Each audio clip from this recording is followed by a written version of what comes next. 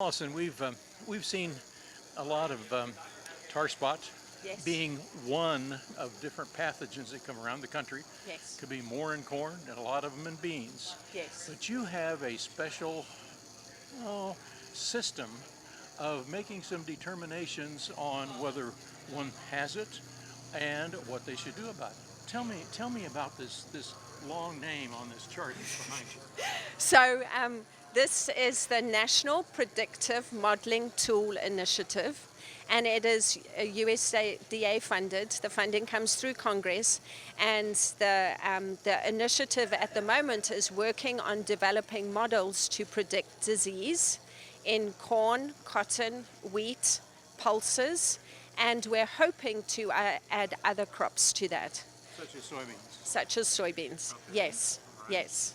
So we're hoping to get soybeans to join soon. Now, this is a predictive model. Yes, So somehow we need to know that the pathogen is in the field.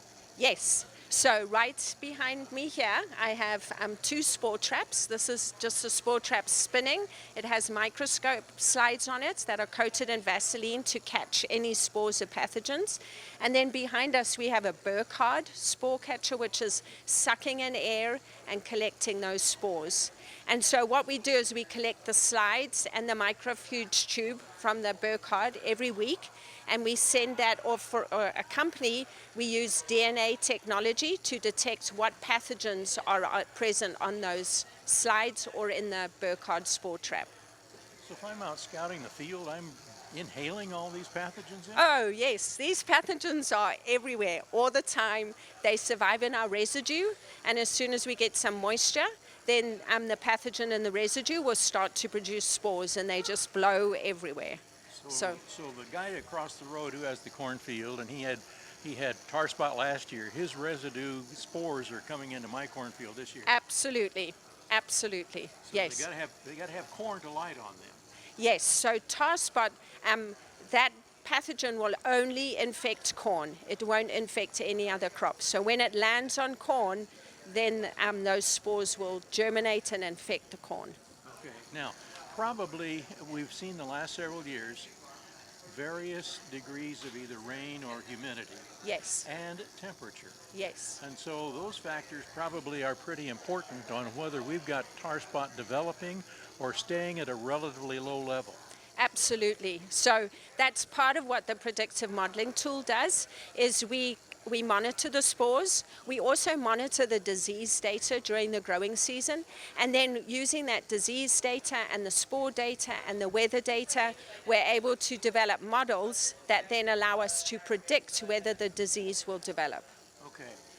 Predict how far ahead of time? Are we talking about just a few days or a couple of weeks, or what would your guess be?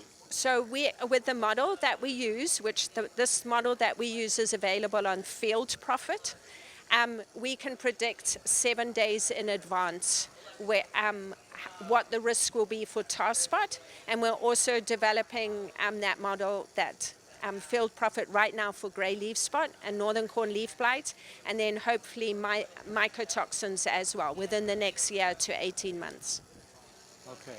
Now, you've got this model. You know where it is. Yes. How does a farmer figure out if I have it or not, wherever he might have his crops? So for really, it all comes down to that four-letter word, scouting.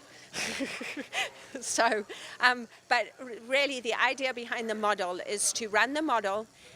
You can run it for each field that you farm, and then if your field says that you are at high risk for disease, then what we'd like you to do is go into that field and to scout for the disease. Remember, your hybrids are going to vary in susceptibility to disease. So a more resistant hybrid is going to need a lot more conducive factors for the disease to develop, whereas a susceptible hybrid, you should see that disease coming in, and then you can make a call whether you want to spray a fungicide or not to control the disease. Now, finding it in my field. So I'm Yes. going to be looking on my computer. I'm going to be looking at a map, find Yes. my field, Yes. and at that point it's going to have a number or a color or something? Yes, you can name the field on the app, so you can just locate your field on the map. and then just put it on, right? House, field next to homestead, whatever it is. Okay, And then, now. yeah. All right, now this map comes out of Iowa State. No, it's a map on the app. And so it's a Google map, basically. So you can just go in and then put your pin on that, and it's there in the app so that you're on your exact field. On my computer, where do I find this now? So not available on the computer. At the moment, we are developing a interface for the computer. So at the moment, it's just an app on your smartphone, and that app is called Field Profit. Field Profit. Profit, yes. P-R-O-P-H-E-T. Yes. Or P-R-O-F-I-T. Profit, Field Profit. Okay, as Yeah. in prediction. Yes, Okay. yes. But that's great. I never thought of Profit. Okay, So, so yes. if you think of F-I-T, then think of Yes. P-H-E-T. Yeah. Okay, so is there a cost to this? No, the Field Profit app is free. All right. Yes. So on the, I don't have one of these in my field, No. but there will be one somewhere in the vicinity? No, so we're just using these to develop our models. So, maybe one day you would have a spore trap like this in your field. But the problem with having the spore trap in your field is you still got to detect what's on those spore traps, right? And so there are companies that will do that, but you're probably going to wait 2 or 3 weeks, which is too long. Okay. So the models at the moment are just using data from research trials. Okay, so how far around the country are these scattered? I would think it would need to be somewhere within a few miles of where I am. Well, so no, that's the advantage of this model, right? So we have these scattered around in 26 states, but the advantage of the model is that we develop the model, and then we use the data to test the model, and then that model can come down to a field level. So you don't have to have a spore trap in the field to detect whether you've got disease.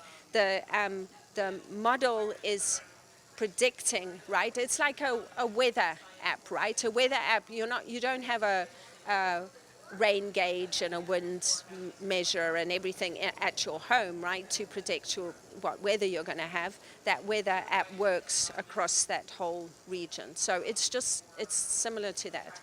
Does that make sense? I hope it does. I hope it does. We can't go much farther here. Yeah. We appreciate Allison Robertson putting up with us here this morning. She's a plant pathologist from Iowa State University, and this program again is the National Prediction Modeling Tool Initiative, Okay. NPMTI. Okay. Yes. So. And look for your map or your telephone app on Field Profit, P-H-E-T. I'm Stu Ellis.